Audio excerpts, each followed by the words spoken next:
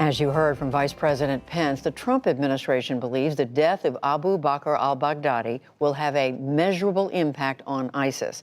But the vice president also said that the U.S. mission in Syria will continue, despite President Trump's initial order to withdraw. Nick Schifrin is back to explore the implications of the death of one of the world's most wanted men. What is the future of U.S. policy in Syria, and how will Baghdadi's death change ISIS? To discuss that, I'm joined by Hassan, the co-author of ISIS Inside the Army of Terror and a director at the Center for Global Policy, and Mike Leiter, who directed the National Counterterrorism Center for 5 years, beginning at the end of the Bush administration. He's now a national security partner at the law firm Skadden Arps, and welcome to you both. Welcome back to the NewsHour, I should say. Hassan, let me start with you. You wrote today that al-Baghdadi's death might be more significant than Osama bin Laden's death. Why is that? I do think so, because when, by the time bin Laden was killed in Abbottabad in 2011, he had already been far removed from the day-to-day reality of al-Qaeda. He wasn't as relevant as Baghdadi before he was killed. Baghdadi was commanding an organization that was determined to return and revive its savage caliphate. He was pretty much on the ground, meeting his lieutenants. He was running the organization, and he was basically hands-on. So the impact of his killing could be far more, more far-reaching than the killing of Osama bin Laden in 2011, which happened a decade after 9/11. Mike Leiter, Baghdadi not only ran ISIS inside Iraq and Syria, where we've been so focused, but ISIS became, of course, synonymous with global terrorism. Does the risk of global terrorism change at all now that Baghdadi's dead? I think it may a little bit in the short term, and I think Hassan makes an excellent point that Baghdadi, unlike Osama bin Laden in 2011, really was deeply tied to ISIS's operational planning. So there'll be a little hiccup there.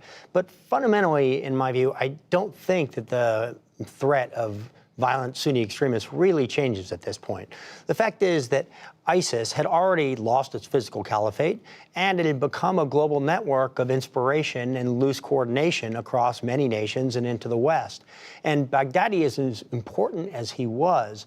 His death does not take away that basic inspiration. The same basic playbook of small-scale attacks still, I think, poses roughly the same risk as it did before this raid. So, Hassan, we've seen ISIS morph, as Mike Leiter was just saying, from a caliphate, from controlling territory, back to an insurgency in Iraq and Syria, and further splintering, perhaps, all over the world. So can Baghdadi's death mean that that momentum continues into an insurgency, into kind of further splintering around the world, given that he was controlling things and kind of keeping things unified? Yeah, that's really the big question. I'm torn about this because, on one hand, Baghdadi, unlike any other leader that will follow him within ISIS, he built a legacy way before he announced a caliphate in 2014.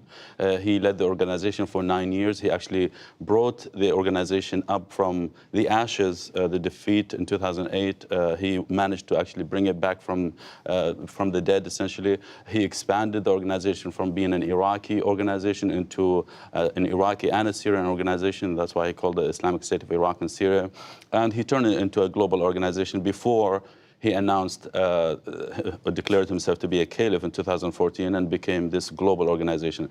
I think he had already managed to create this brand that will survive his death, but the timing of his killing is very sensitive, and that's why I say the United States has a window, has a small window, perhaps, to keep the pressure and keep the organization down and prevent it from becoming a large organization in the future, prevent it from basically reviving itself. So, Mike Leiter, let's use that to turn toward U.S. policy in Syria. Of course, we've been focusing so much on President Trump's decision to withdraw over the last couple of weeks. But we heard Secretary Esper today say specifically that the U.S. mission in Syria has not changed. It remains the same since 2014. And senior administration official talking to a few of us today said that the goals of the U.S. policy in Syria remain the same. Number one, defeat ISIS. And so it seems that despite the president's rhetoric over the last couple of weeks, the strategy actually remains the same. And it's very interesting from Vice President Pence's interview as well, taking a very similar line of, yes, removing U.S. troops from one section, but fundamentally the mission not changing. And I think that's quite good because, as Hassan notes, there's a strategic point at which we can now attack ISIS with Baghdadi gone, and there are tactical opportunities with the information that was garnered from the successful raid. So I hope that that is the case. This is exactly the time to accelerate operations against ISIS so it can't recuperate quickly from this win against Baghdadi. I think the challenge we face, of course, is some of our ability to now collect intelligence, to have a reliable partner on the ground in the Kurds is still diminished by the president's decision to withdraw from that area. And with that has also come the release of some previous ISIS detainees. So at exactly the time where I think we should be most aggressive, we do face some very practical and challenging consequences from our withdrawal of that region and how it's affected the Kurds. Hassan, quickly, what would happen if the U.S. is not able to keep this pressure that you guys are both talking about on ISIS? I think ISIS will be reinvigorated again. ISIS will be galvanized by the sense of revenge, and they want to take, advantage of the fact that everyone is angry within the organization, and that runs the danger, the risk of ISIS quickly seizing on this vacuum in Syria and Iraq to emerge. Remember, Syria and Iraq have always been and will always be the center of gravity for ISIS. So if you take the pressure off ISIS in those two countries, then ISIS will be back.